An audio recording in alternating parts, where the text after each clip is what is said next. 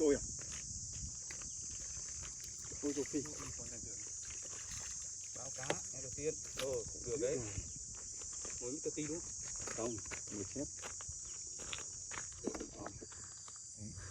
Báo cá, báo cá. Tay anh thả lên cá nhà mình. Đấy. Báo cá. Ok.